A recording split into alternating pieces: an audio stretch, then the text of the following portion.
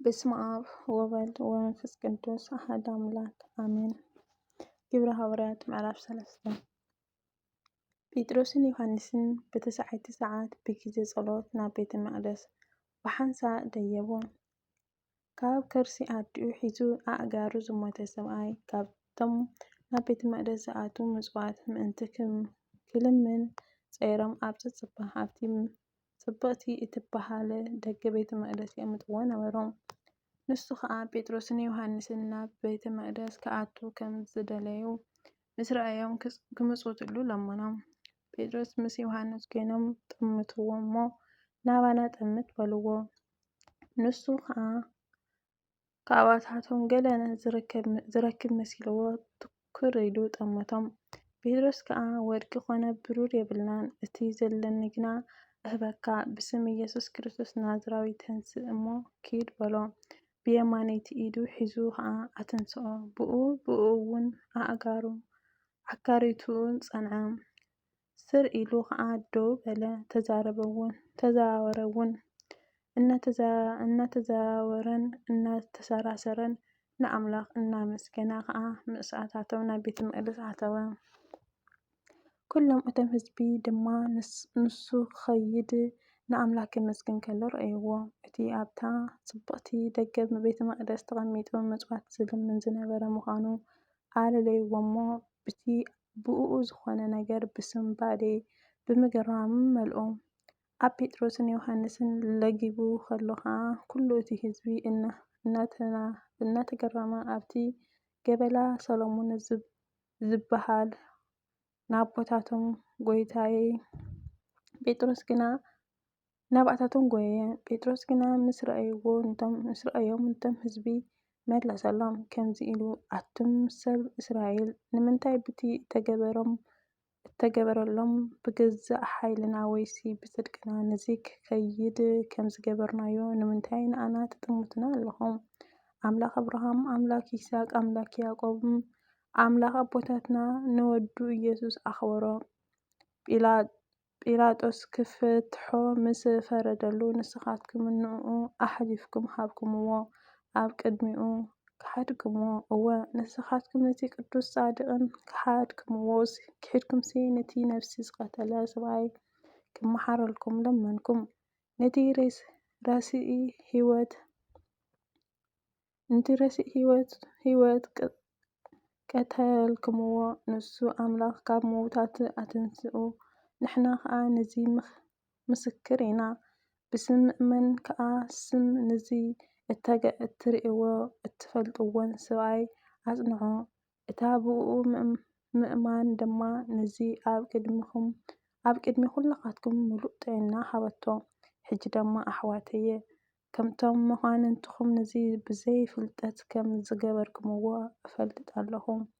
ግና ክርስቶስ መከራ ከም ዝረኸበ ኣምላኽ ቅድሚ ብኣፍ ኩሎም ነቢያት ዝነገሮ ከምኡ ፈጸመ።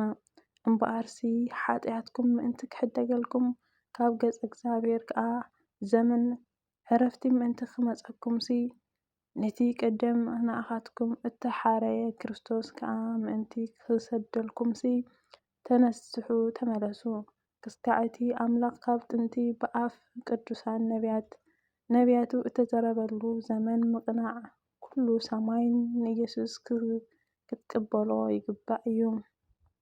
ሙሴ ድማ እግዚአብሔር ኣምላኽኩም ከማይ ዝበለ ነቢይ ካብ ኣሕዋትኩም ክትንስአልኩም እዩ እሞ ንሱ ዝበለኩም ዘበለ ኩሉ ስምዑ። ክኸውን ከዓ እዩ ነቲ ነቢይ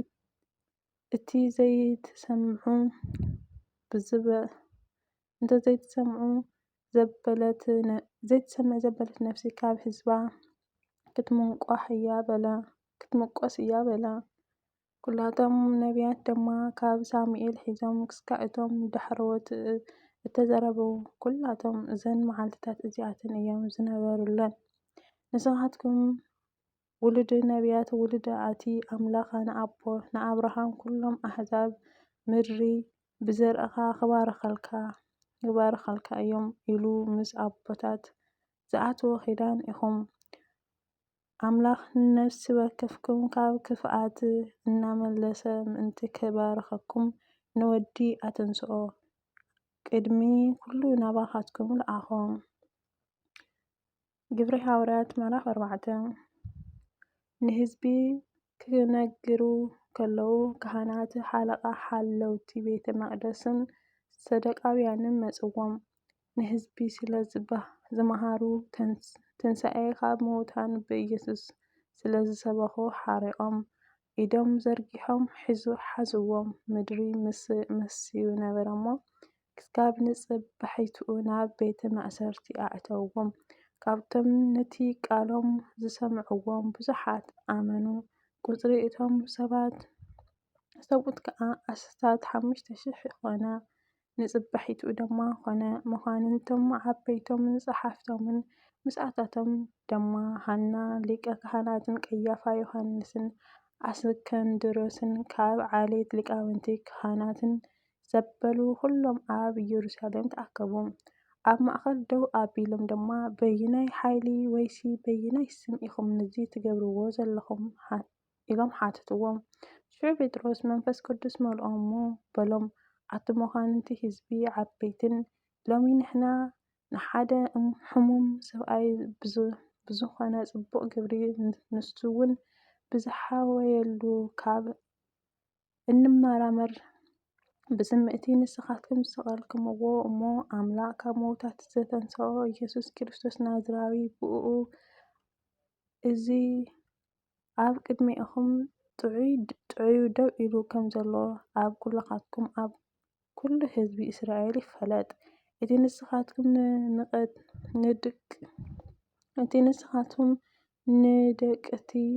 ነደቕቲ ዝነዓቕዎ እሞ ርእሲ መኣዝን ዝኾነ እምኒ ንሱ እዩ። ብእኡ ክንድሕን ዝግባእ ካልእ ስም ኣብ ትሕቲ ሰማይ ንሰብ ኣይተወሃበን እሞ ምድሓን ብሓደ ካልእ የለን። እቲ ንስኻትኩም ነደቕቲ ዝነዓቕኩምዎ እሞ ርእሲ መኣዝን ዝኾነ እምኒ ንሱ እዩ። ብእኡ ክንድሕን ዝግባእ ካልእ ስም ኣብ ትሕቲ ሰማይ ንሰብ ኣይተወሃበን እሞ ምድሓን ብሓደ ካልእ ከቶ የልዎን። ተባዓት ጴጥሮስን ዮሃንስን ምስ ረኣዩ ዘይተምሃሩ ጭዋታትን ሰባት ምዃኖም ከዓ ምስ ተረድኡ ገረሞም። ምስ ኢየሱስ ከም ዝነበሩ ድማ ኣለለይዎም። እቲ ዝሓየወ ሰብ ከዓ ምስኣቶም ደው ኢሉ ምስ ረኣይዎ ዝዛረብዎ ሰኣኖም።